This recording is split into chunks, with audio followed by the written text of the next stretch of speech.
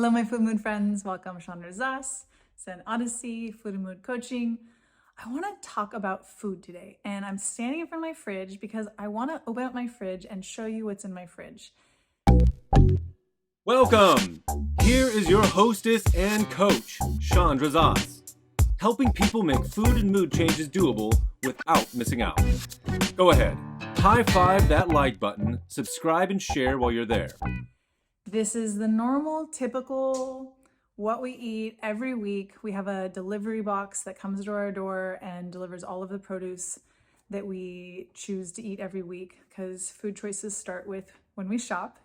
And I just really love my fridge. I honestly am really lucky that my partner does the majority of the cooking. I rarely actually even open the fridge, but every time I open the fridge, I'm so excited to see what's inside. So I want to share with you what's inside of our fridge. Hello, my friend. How are you? I'm in the Dead Sea, floating in the water. Go ahead and like and share and follow so we can keep in touch. So we have a lot of produce. We have an entire drawer full of greens. We have lettuce, spinach, kale, cucumber, radishes, peppers, arugula.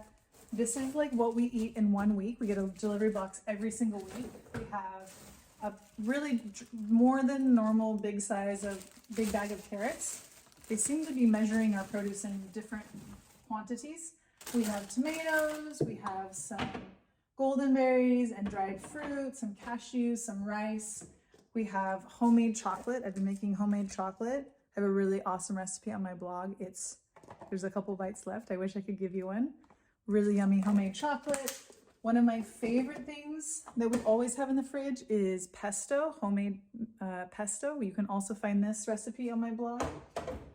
We drink soda water for fun, and we add some lemon. At first, my partner called it an old person drink, but we really love it as a change from water. We do have some oat milk, which is not my favorite product in our fridge. We try not to eat too many processed foods, and this is definitely processed.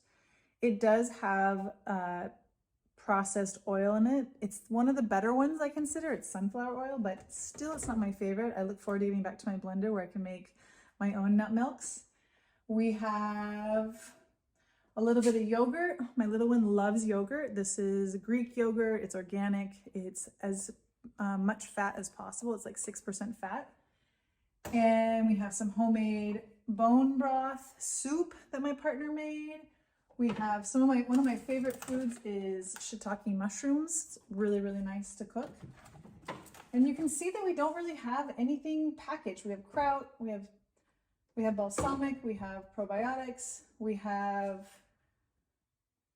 nothing really packaged or processed. We have like all whole food, which, you know, when people like meet me places and they want to know, well, okay, if you're a food and mood coach, like what do you advise eating? And my most simple answer is to eat whole foods, like foods that are in their whole natural form, that are not processed. Fruits, vegetables, whole grains, not processed meats. Obviously, all of these are like ideal to be organic because then you're not having the processed man-made chemicals. So I really believe that the baseline of health is eating whole foods. It's what we do. It's what we believe in. It's what whenever we're out and about and we're eating not whole food and we're eating some other things, I can feel it. We can feel it. Like it feels a little heavy, feel a little off.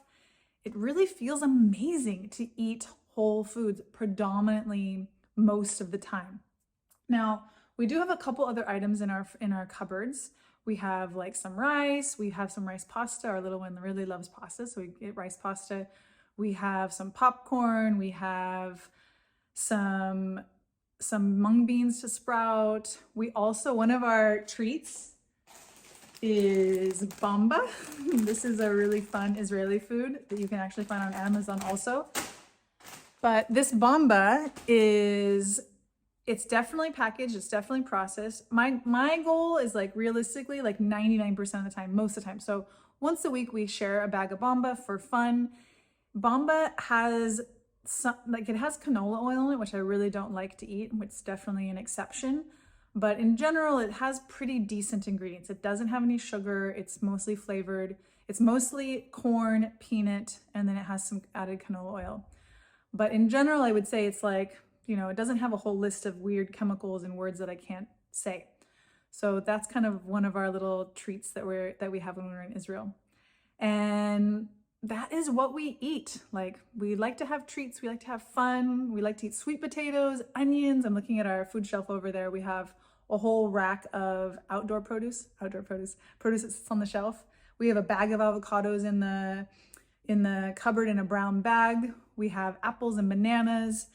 We have, one of our favorite foods is sweet potatoes. I really love to eat sweet potatoes, especially like when I want that like comforting, like kind of satiating feeling. And I've been making a lot of homemade mayonnaise. I'm perfecting that recipe.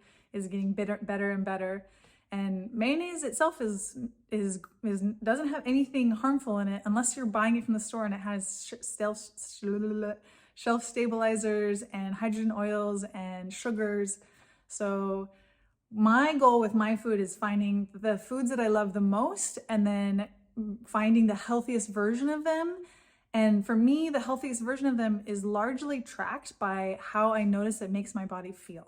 That's like the end all decision making. Like, does this make my body feel good? Does this make my body like increase the vibration, or do I feel like that heavy off vibration when I eat? This is in my program, I teach this like baseline, like these are kind of like the standards, but then there's all this like personal uniqueness of like, how does this food feel in your body?